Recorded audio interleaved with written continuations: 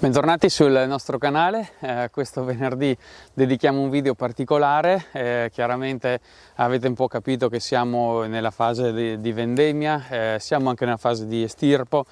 Stiamo attendendo che le uve, quelle un po' più tardive, siano pronte per andare a essere raccolte.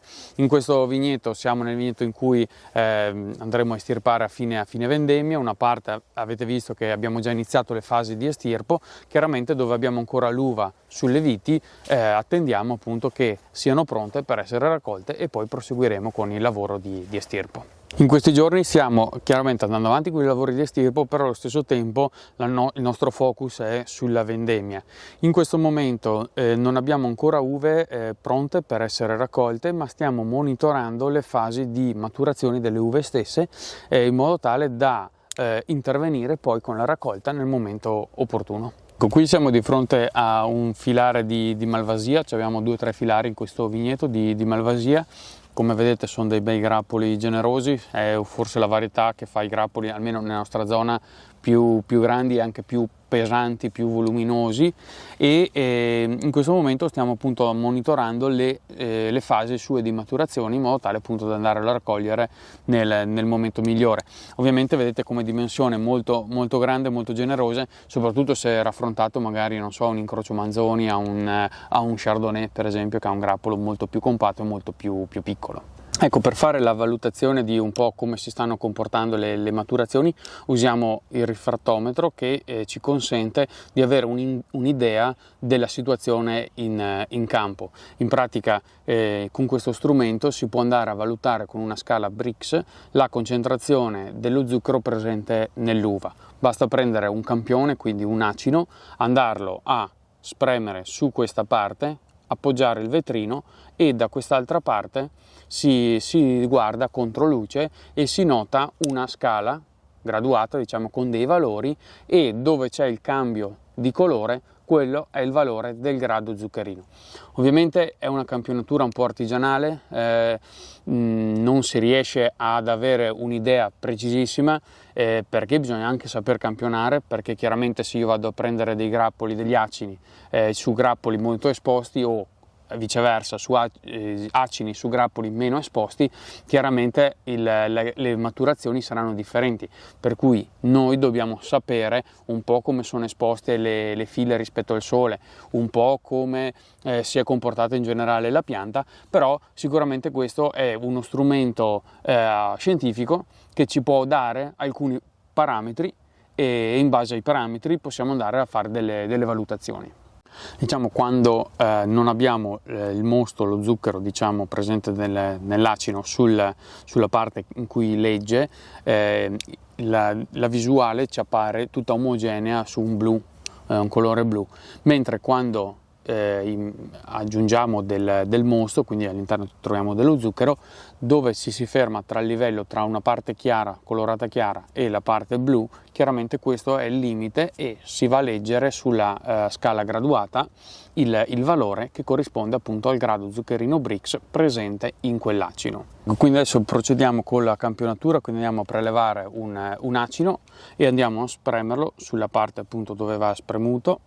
Bastano poche gocce, basta sporcare un po' la parte in cui dopo va a leggere. Abbassiamo appunto il vetrino e controlliamo cosa viene fuori. Allora, in questo caso il valore è circa 19 scarsi 18 Brix. Quindi proseguiremo con altre valutazioni, con altri prelievi, in modo tale da avere poi una mappatura più omogenea. E adesso continuiamo allora con la campionatura.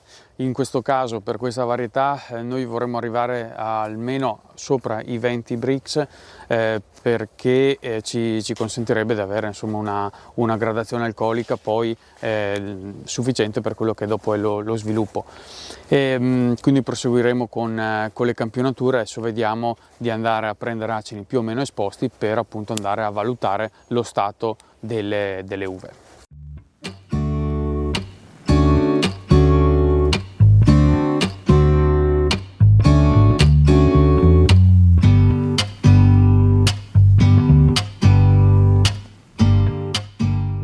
Ecco, allora Allora, il campionamento a Malvasia l'abbiamo concluso, abbiamo visto che più o meno come gradazione per quanto riguarda la scala Brix siamo tra i 19, 18, 19, 20 più o meno, per cui visto che mettono bel tempo per la prossima settimana aspettiamo qualche giorno sicuramente e controlliamo anche lo stato di salute ovviamente dei grappoli, e se regge l'uva aspettiamo ancora a raccoglierla.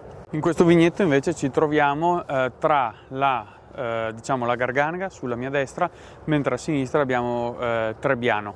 La Garganega non facciamo neanche la campionatura perché sappiamo già che è una delle più tardive che abbiamo e quindi oggi non sarebbe una perdita di tempo, non sappiamo che non andiamo a tirarla giù a breve, per cui non ha senso. Piuttosto ci concentriamo oggi sul Trebbiano perché tra qualche giorno indicativamente inizieremo la vendemmia. Vogliamo un po' capire come siamo messi, se è meglio anticipare qualcosina o attendere appunto qualche giorno anche qui per andare a raccogliere le uve. Ecco, allora adesso procediamo con la campionatura. Avete visto un po' come si fa il campionamento, insomma si va a prendere l'acino, lo spremiamo e andiamo a valutare il risultato. Ecco, in questo caso è una varietà sicuramente più vicina alla raccolta, infatti qua siamo intorno a un 22 di Brix. Ovvio che come abbiamo detto prima, non vale un acino per andare a campionare tutto il campo, ma bisogna proseguire con la campionatura. Però effettivamente noi conosciamo anche questo vigneto, siamo partiti dalla parte un po' più bassa, poi ci portiamo dalla parte un po' più alta dove c'è un po' più di magro e quindi tendenzialmente c'è un po' più di concentrazione di zuccheri, quindi se già partiamo con un buon grado qui nella parte bassa mi aspetto di trovare qualcosa anche di più importante nella parte un po' più magra, e per cui già ho un'idea. Chiaramente adesso proseguiamo e ci facciamo un'idea ulteriore. Qui siamo proprio sul cucuzzolo del nostro vigneto, quello che dicevo prima, no? Un terreno più magro rispetto alla parte più in fondo, più verso la valle, e dove avevamo iniziato a fare i campionamenti. Ovviamente qui farò un campionamento, ma probabilmente questo e il primo sarebbe meglio eliminarli nella media, perché appunto qua abbiamo un valore massimo, là in fondo nella parte più bassa dove abbiamo fatto è il valore minimo, però è giusto anche fare secondo me qualche campionamento nelle parti un po' più estreme per avere alcuni indici. Qui il terreno è appunto molto sassoso, molto magro, per cui chiaramente questo valore non è poi il valore reale che è rappresentativo di tutto il vigneto, però insomma anche a livello di curiosità è giusto fare qualche valutazione. Ecco, in questo caso per esempio siamo tra i 26 e i 27, per cui sicuramente è un valore molto alto e, come dicevo prima, non rappresentativo di tutto il vigneto.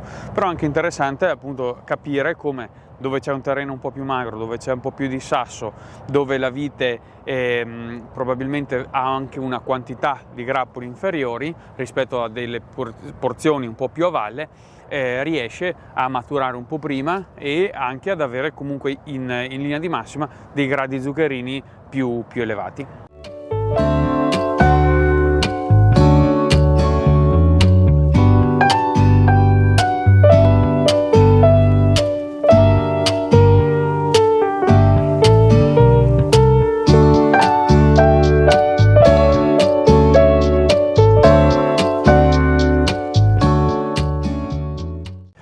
Adesso ci siamo spostati in un altro settore dove abbiamo del Corvinone. Per quanto riguarda il Trebbiano praticamente abbiamo individuato che è pronto da andare a raccogliere, è sano e però c'è anche un buon grado zuccherino. Diciamo che per fare un vino da 12 gradi e mezzo indicativamente come grado zuccherino bisogna stare sopra i 20, intorno ai 22 più o meno, e questo ci consente poi di avere di sviluppare un alcol potenziale che appunto soddisfa le nostre esigenze. Adesso qua proseguiamo anche qui con la campionatura, andiamo a prendere degli acini più o meno esposti, e dopo è importante anche valutare le facciate, perché chiaramente se è più esposta al sole una facciata avrà certe maturazioni, se invece è più coperta ne avrà altre, per cui è importante andare sempre a bilanciare i campionamenti sia da una facciata che dall'altra. Ecco qua per esempio ho preso un grappolo che non è molto esposto al sole, siamo intorno ai 22-23 come 22,5 come grado Brix, per cui è già accettabile, e proseguiamo anche qui le campionature, andiamo a valutare varie situazioni e poi tireremo le conclusioni. Il terreno magro che dicevamo è appunto fatto di tanti sassi di varia natura. Abbiamo anche sassi diciamo di natura calcarea, che sono molto importanti da dare il senso di mineralità all'interno del calice di vino, quindi un'eleganza ai vini, quindi molto importanti. Chiaramente questi sassi ci creano qualche problema nella gestione, perché chiaramente con il diserbo meccanico è un terreno poi un po' magretto che appunto tende a soffrire un po' i periodi di siccità. Noi abbiamo il sistema, appunto, come avete visto, di ala goccia, che ci consente di andare a dare appunto l'acqua necessaria, però ovviamente sono dei terreni questi dove c'è più magro, un po' più difficili da coltivare. Dall'altra parte però, come avete un po' capito e intuito da anche questi momenti di campionatura, dove c'è un terreno così ricco di sasso e un po' povero, diciamo anche un pelino povero di struttura, si hanno delle gradazioni zuccherine, quindi poi anche degli sviluppi alcolici differenti, quindi maggiori, e magari anche delle note di maturazione differenti poi appunto nel calice.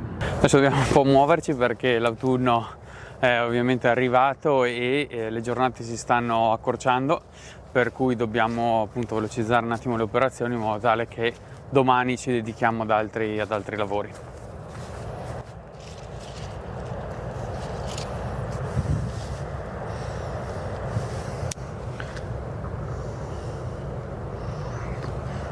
Ormai è sera e i tramonti autunnali si cominciano a vedere, per cui è meglio che rientriamo alla base. Diciamo che adesso abbiamo avuto un'oretta e mezza dove abbiamo campionato un po' alcune varietà di uve che ci interessavano nell'imminenza. Il resto lo faremo più avanti, quando appunto per esempio le garganiche o altre varietà più tardive, e in questo momento ci interessava più queste varietà che appunto sono prossime ormai alla raccolta, e ci siamo fatti un po' un'idea, quindi anche in questo caso sulla nera andremo nei prossimi giorni a raccoglierla appena ci organizziamo un po' i lavori. Intanto grazie di essere stati con noi, speriamo che questo contenuto vi sia piaciuto. Fateci sapere voi come fate la campionatura delle vostre uve, se avete magari un laboratorio un po' più scientifico a cui vi appoggiate, o se fate una campionatura un po' più artigianale per avere un'idea come un po' facciamo noi. E fateci sapere anche che la scala zuccherina che usate, per esempio Brix o Babo, o altre tecniche che insomma utilizzate nelle vostre aziende. Intanto grazie ancora di essere stati con noi, ci vediamo al prossimo venerdì.